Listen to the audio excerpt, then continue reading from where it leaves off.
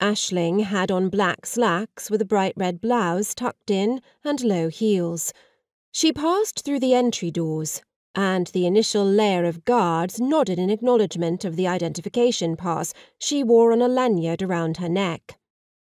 The credential didn't exempt her from the series of detectors hidden in the lobby's ornamental archway. They scanned for explosives, magic, and metal large enough to be a weapon. The silver stud earrings in her ears, which, with a touch of magic, would connect her by voice to her sister Kate in Boston, didn't set it off. Neither did the more fashionable ones dangling below them. The 5 rings adorning the fingers of her right hand were polished enough almost to look like metal, but were in fact wood. A dwarven craftsperson had converted the wand that allowed her to use her magic into a tool more appropriate to her technomancy skills, which involved blending magic and technology, and often required precision a standard wand couldn't provide. Her coven's magic teacher, Sashura, suspected the conversion lessened the power she was able to channel through them, but Aisling had discovered no evidence either way. Her sisters used bracelets instead, and as far as she could tell, it hadn't seemed to hamper them.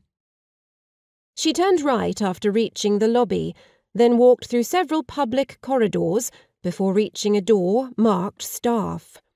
It gave her access to what she thought of as the backstage area of the council house, and she exchanged greetings with people along the way.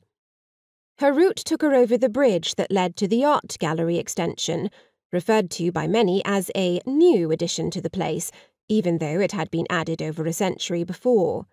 Her access to her magic faded as she entered the gallery's anti-magic field. Aisling passed through several rooms of the gallery before again passing through a staff door. The circular staircase beyond it took her down to the underground section of the building.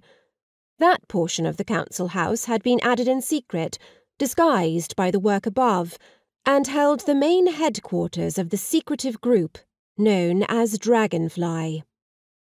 She exited at her level and stepped through a door into a small chamber. It held only another door with a modest plaque set beside it.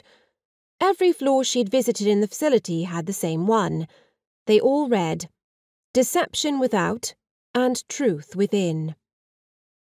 The reference was to the organization's creation, an alliance of several countries that professed neutrality during World War I, but actually worked covertly against the Germans and their allies. The initial group included Norway, Sweden, Switzerland, and Spain. It expanded over the years to include several more countries and now numbered 12, including Aisling's own country, Ireland. Dragonfly was dedicated to addressing intelligence and criminal issues of international significance that the larger agencies ignored.